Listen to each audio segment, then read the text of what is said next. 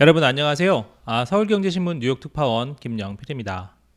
오늘은 증시가 좀 내렸습니다. 아무래도 연준의 금리 인상 그런 후폭풍, 그런 기대감이라 하면 좀 그렇잖아요. 그렇겠네요. 아무래도 우려 이런 것들이 좀 있는데요. 초반에는 디즈니 그리고 펩시 때문에 분위기가 좋긴 했었습니다. 하지만 오후 들어서 계속 하락세로 장을 전환했습니다. 그래서 오늘 3분 월스트리트는 이렇게 한번 시작해 보려고 합니다. 미국의 2년 국채 금리가 4.5%를 돌파했다. 경제 재가속 전망이 있는가 하면 다시금 침체 우려가 조금씩 슬금슬금 나오고 있다. 그런 내용이거든요.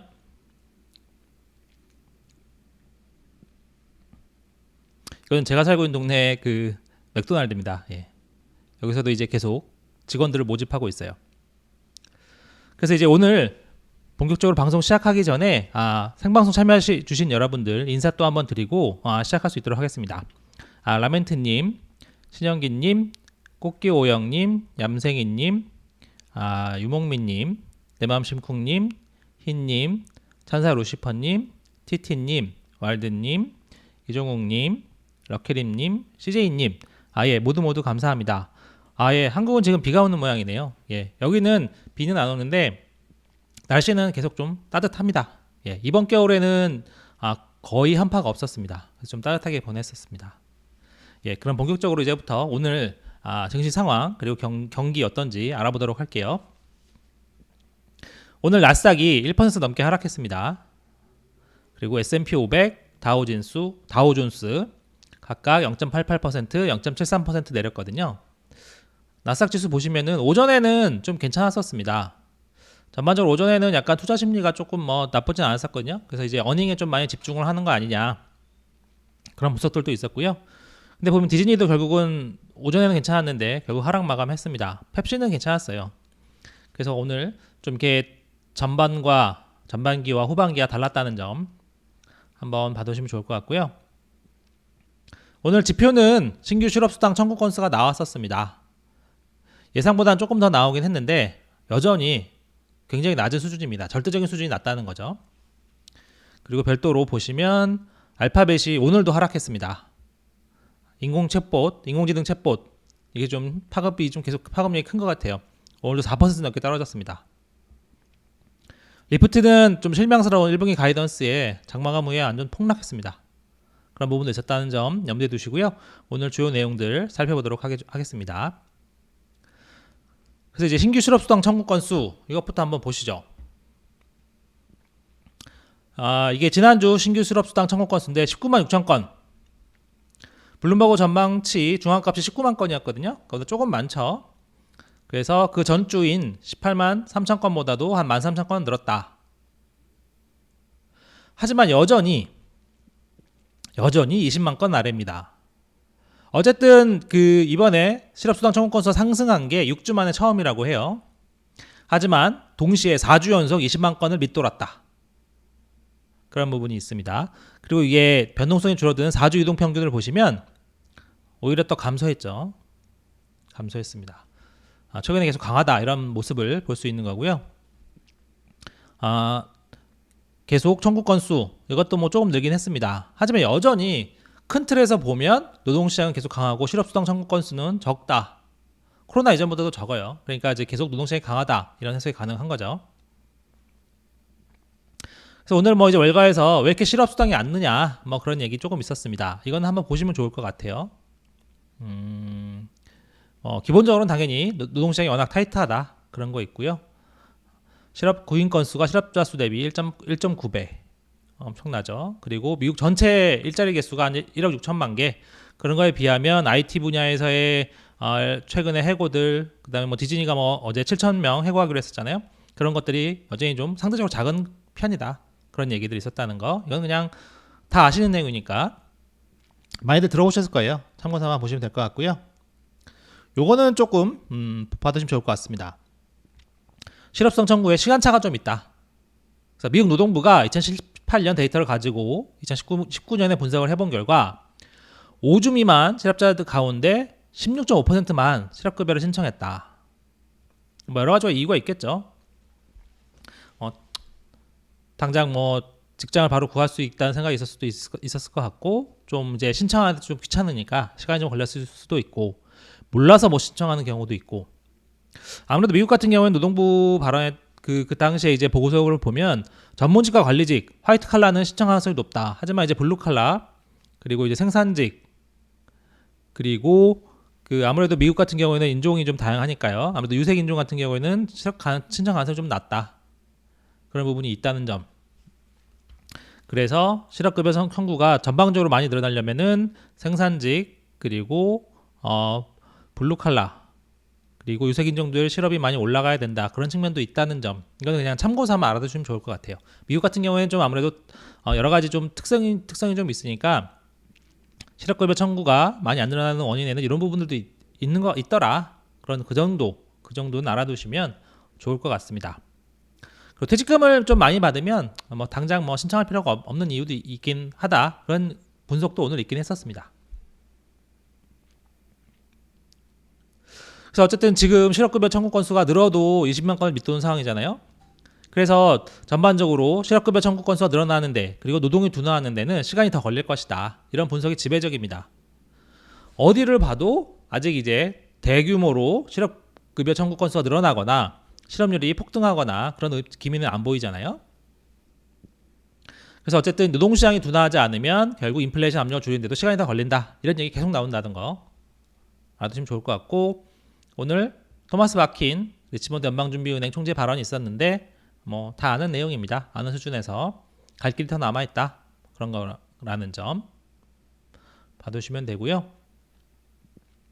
여전히 뭐 컨퍼런스 보드 조사 보면 여전히 qualified person이라고 표현을 합니다. 그러니까 뭐 이제 그 직무에 맞는 능력을 갖추는 사람을 뽑을 수 있는지 없는지. 근데 절반 이상이 여전히 그런 사람을 뽑는데 어렵다.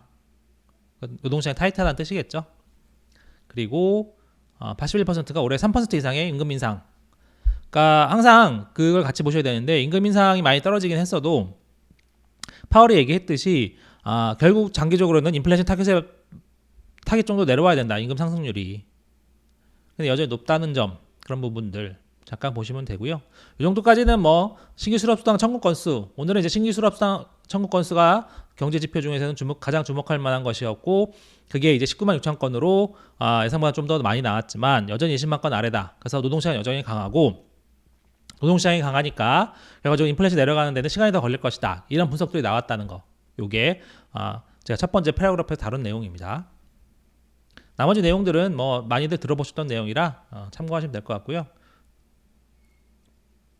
그렇다 보니까 이제 국채금리가 계속 또 슬금슬금 올라가기 시작합니다. 아무래도 제가 3번 월스트리트에서 몇 번 다뤄드렸지만 연준 인사들도 뭐 계속 데이터 강하게 나오면 더 올릴 수도 있어, 이렇게 얘기를 하고 있는 거죠. 기본적으로는 터미널 레이트가 지금 5.0에서 5.25로 올라온 상태고요. 시장에서도요. 그러니까 이제 국채금리도 조금씩 계속 올라가는 거죠. 중요한 게 이제 오늘 2년 만기 국채금리가 이날 한때 4.52% 기록하면서 4.5%를 돌파했습니다. 이게 이제 오늘 2년 만기 국채금리 추이인데요. 요 선이 그 오른쪽 보시면 4.5%를 막 훨씬 넘어섰죠. 4.5%를 넘어섰습니다. 2년 만기 국채금리는 단기 정책금리를 가장 잘 반영합니다. 그러니까 이제 연준이 금리를 올리고 내리는 거에 가장 잘 반영하는 게 2년 만기 국채금리라고 보시면 되거든요. 2년 만기 국채금리가 올랐다는 거는 단기간 내 연준이 국채금리를 죄송합니다. 연준이 기준금리를 더 올릴 수 있다, 이런 뜻이겠죠. 그런데 10년 만기 국채금리는 그것보다 덜 오르고 있어요. 물론 10년 만기 국채금리도 오르긴 오르는데 덜 오릅니다. 그렇다 보니까 금리 역전폭이 굉장히 커졌어요. 그건 제가 뒤에서 조금 더 설명을 드릴게요. 그래서 일단 정책금리는 계속 오를 거로 판단이 되고, 그러다 보니까 이자만기 국채금리도 올랐고, 이러면 경제가 어쨌든 단기간으로는 계속 좀 잘 나갈 수 있을 것 같다, 그런 판단이 드는 거죠. 소비도 그래서 소비 전망도 계속 조금 더 유지되는 걸로 나옵니다. 실제 수치는 봐야 되긴 하지만 소매 판매가 15일 날 나오거든요. 근데 이제 전망치를 제가 뽑아보니까 1월에 1.5% 증가 이렇게 나옵니다. 적은 숫자는 절대 아니고요. 지난해 12월에는 전월 대비 마이너스 1.1%였거든요. 어쨌든 1월 소매 판매가 전월 대비 1.5% 증가로 나온다는 거. 그리고 자동차를 자동차는 좀 이제 가정에서 소비할 때 규모가 큰 거니까 자동차를 빼면 그래도 0.8% 증가다. 작년 12월에는 마이너스 1.1%였거든요.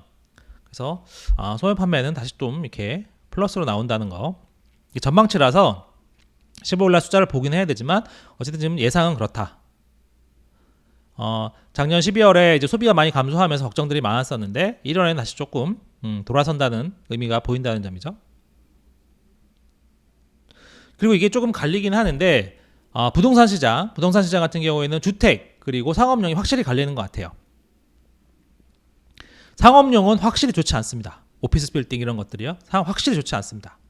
그런데 이제 주택 부분은 지역별로 그리고 상황별로 조금씩 다른 것 같아요. 주택 시장이 눈에 띄게 개선되고 있다. 이런 분석들이 조금씩 나오기 시작하는 거거든요. 그래서 오늘 맨하탄의 렌트비 중앙값이 나왔는데 맨하탄 렌트비가 더 올랐습니다. 1월에. 사실은 1월에 감소할 거라고 생각을 했었는데 오히려 더 올랐어요. 그러면서 사상 최대치를 찍었습니다. 4,097달러. 거의 뭐 한 400, 거의 500만 원 가까이 쓰는 거죠. 예. 주게 중앙값이니까 더 높은 사람들도 많이 있는 거죠. 렌트가 뭐 하여튼 이 정도입니다. 맨하탄 렌트가 이 정도입니다. 그래서 내일 하락할 것이라는 얘기가 많은데 뚜껑을 열어보니까 그렇지 않았다. 그래서 이제 그런 얘기들이 조금씩 나오는 겁니다. 당연히 이거 전에 연착륙 얘기 나오면서 계속 나왔던 거죠. 그래서 이런 얘기들이 주택도 조금씩 살아나는 거 아닌가? 이런 얘기들이 조금씩 나온다는 거예요. 아직 이게 뭐 대세는 아니지만 주택도 조금씩 괜찮아진 거 아닌가? 당연히 주택도 좋지 않습니다. 하지만 이제 그게 생각보다 좀 덜한 것 같다. 이런 생각이 나오는 거죠. 생각보다 덜한 것 같아. 생각보다 좋은 것 같아. 이런 얘기들이 나온다는 거죠. 그래서 오늘 뉴욕타임스에서 이런 기사를 하나 냈어요. 같이 한번 보시죠. 제목이 이렇습니다. 뭔 리세션이냐? 일부 이코노미스트들은 성장이 반등한 가능성을 보고 있다. 이런 거죠. 경제가 다시 재가속할 수 있다. 이런 뜻입니다. 물론 이제 연착륙 얘기 나오면서 많이들 나왔던 얘기죠. 이제 지금 계속 고용이 더 강하니까 이런 얘기들이 이제는 뭐 경제 리바운드까지 표현이 더 이제 좀 더 강한 표현인 거죠. 그리고 성장이 다시 리바운드 한다. 이 정도까지 나온다는 거죠.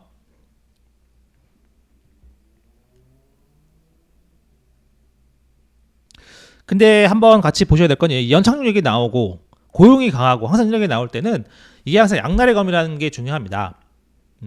경기가 좋고 상대적으로 경기가 좋고 상대적으로 좋은 모습을 보인다면 반대쪽에 인플레이션 문제도 바로 안 떨어진다. 이런 게 같이 있는 거예요. 이게 양날입니다. 좋은 경기는 인플레이션 문제를 갖고 있는 거고 반대로 인플레이션 지금 확 떨어진다. 그러면 인플레이션 떨어지니까 좋은 거야. 그렇게만 볼 게 아니라 경기가 나빠지고 있다. 이 두 가지 측면. 항상 이 양쪽 측면을 같이 보셔야 한다. 그런 겁니다. 그래서 이제 르네상스 매크로에서는 이렇게까지 표현을 했어요. 미국 경제 재가속 신호를 부인할 수는 없다. 하지만 인플레이션은 계속해서 높은 수준을 유지하게 될 것이다. 그러니까 양면이 있다는 점을 같이 보셔야 돼요. 어쨌든 이 연착륙 얘기들이 조금 더 이제 좋은 고용, 1월에 좋은 고용을 만나면서 조금 더 이제 계속 강해지고 있는 측면이 있다는 점. 뭔 리세션이냐 이런 얘기까지 나오면서 좀 더 강해지고 있다는 측면, 그것이 하나 있고요. 반대로 오늘 이제 국채금리 역전폭이 굉장히 커졌다고 말씀드렸잖아요. 0.85%포인트까지 86%까지도 가기도 했었습니다. 그렇게까지 크게 벌어졌습니다. 어쨌든 뭐 2년과 10년 이거는 뭐 계속 이젠 좀 약간 지겹기도 한데 이 금리 역전 이것이 경기 침체의 전조 신호다. 그런 얘기가 계속 있었죠. 근데 이제 좀 계속 좀 다시 또 이제 넓어지고 하니까 사람들이 다시 또 주목을 하는 것 같습니다. 특히 왜 다시 주목하느냐? 그 이유는 지금 강한 고용 이후에 연준의 최종금리가 더 올라갈 수 있다. 이런 얘기들이 조금씩 나오잖아요. 연준도 그런 말을 데이터 따라 할 수 있다. 이렇게 얘기가 나오니까 사실 그 전까지는 연착륙할 수 있다. 연착륙의 그 기준은 한 4.7에서 5.0 그 정도였었죠. 근데 이제 고용보고서 이후에 최종금리 조금 한 단계 올라간 상태고 최종금리가 자꾸 또 이제 움직일 수 있는 모습을 보이니까 이렇게 자꾸 금리를 더 올리다 보면 결국 또 과잉 긴축을 할 수 있지 않을까 하는 그 예전에 그 몇 달 전에 그런 로직, 그런 논리가 다시 한번 조금씩 고개를 슬며시 드는 것 같습니다. 아직 뭐 많은 내용은 아니지만 슬며시 좀 드는 것 같아요.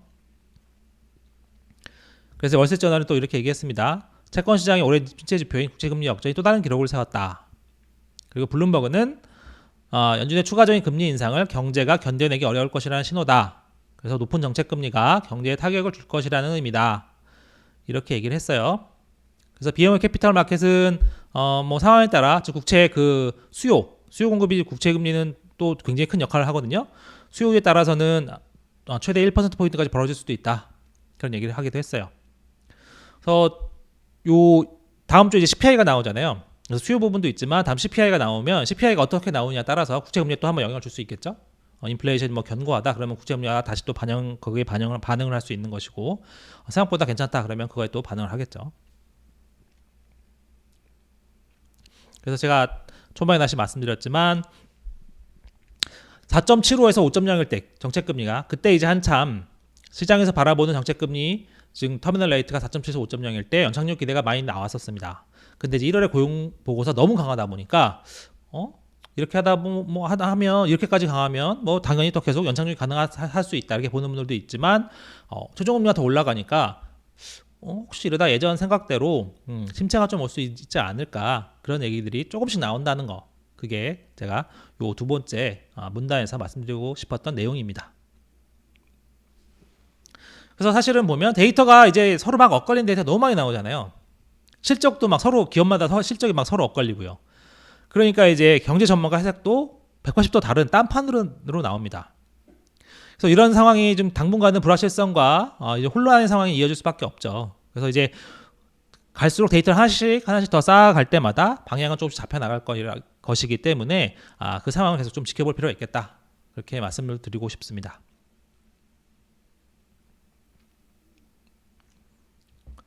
그리고 이제 하나 더 볼 게 이 부분입니다.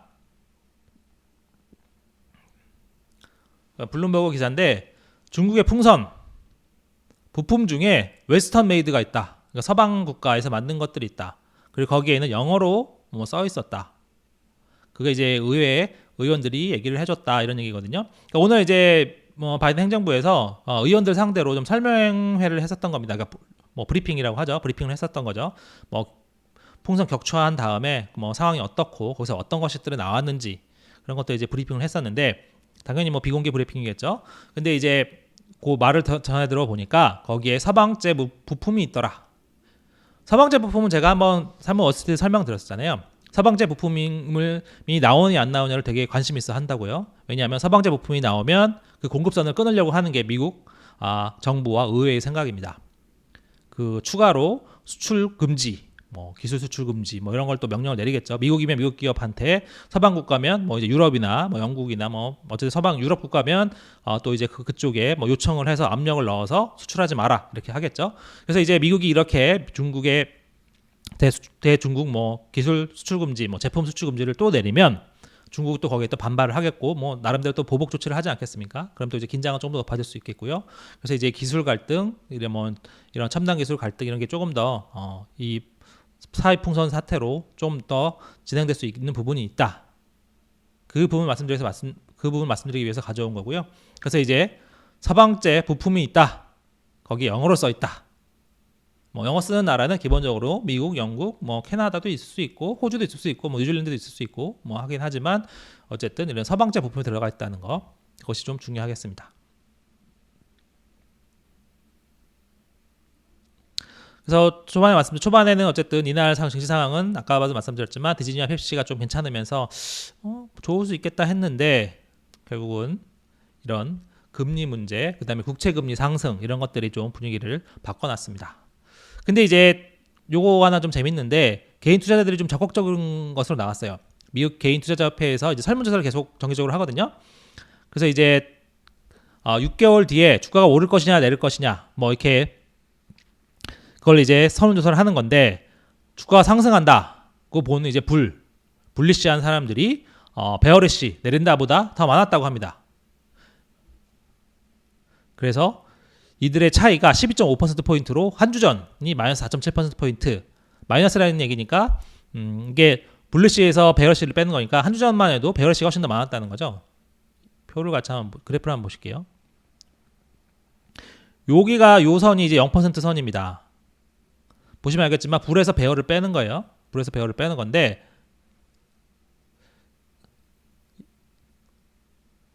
2022년 이후 처음으로 다시 0% 이상으로 올라왔죠. 0% 이상으로 올라왔고 12.5%나 달성했다. 그러니까 개인 투자자들은 지금 상황을 좋게 본다는 거죠. 미국의 개인 투자자들은 상황을 좋게 본다. 즉 한참 뛰어들 때다. 이렇게 보고 있다는 겁니다. 그래서 하락을 점치는 이들의 비중은 25%. 이게 2021년 11월 이후 가장 낮았다. 상승은 37.5%나 됐다. 그런 거죠. 근데 이거를 좀 해석을 좀 다르게 할 수 있습니다. 1차적으로는 전반적으로 황소들이 많이 돌아왔다. 이게 하나의 해석입니다. 황소들이 많이 돌아왔다. 황소들이 더 많아졌으니까 당연히 황소들이 돌아왔다. 긍정적으로 보는 사람들이 많아졌다. 이렇게 하나고요. 두 번째는 그래서 주의해야 된다. 그래서 주의해야 한다. 왜냐면 이제 증시에서 항상 나오는 얘기죠. 한쪽으로 사람들이 많이 몰려가면 뭐 그런 얘기 있지 않습니까? 뭐 신문에 뭐 종목 기사가 나오기 시작하면 그때는 뭐 팔아야 될 때다. 뭐 뉴스에 팔아라. 뭐 이런 것도 있는 것처럼 약간 그런 의미입니다. 그래서 황소들이 많이 돌아왔는데 그래서 주의해야 된다. 그런 분석이 하나 있었고요. 월스트리트저널도 그렇게 비슷하게 설명을 했습니다. 시장의 낙관론이 커지고 있음을 보여주지만 일반적으로는 거꾸로 봐야 된다. 이 상황을 심리를 보여주는 조사기 때문에 이럴 때는 거꾸로 봐야 된다. 한쪽이 뭐 예를 들면 올라간다는 사람들이 많으면 이제 팔아야 되겠구나 이렇게 생각한다는 거죠. 팔아야 되는 사람이 많으면 이때가 바닥이구나 그렇게 해서 들어가야 되겠다. 그렇게 해석을 할 필요도 있다. 그런 말이 있다는 점 전해드리고요. 옵션 거래가 요새 너무 많아서 그걸 좀 걱정하는 분위기들이 조금 있습니다. 그것도 제가 종종 전해드리긴 하는데 이 콜옵션 거래가 좀 많고 이래서 아무래도 조금 전반적으로 좀 과도한 좀 그런 수익을 원하는 사람들이 많이 있는 게 아닌가 그런 해석도 조금 있습니다.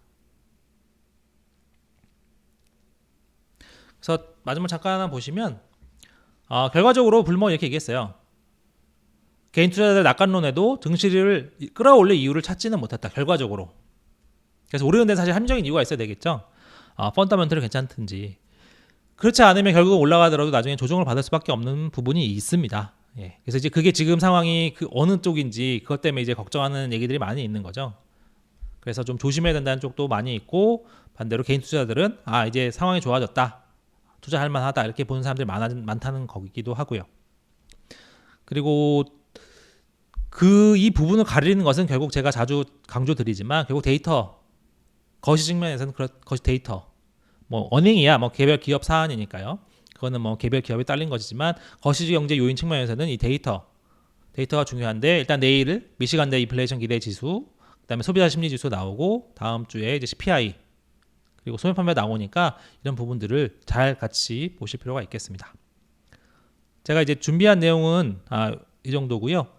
추가로 질문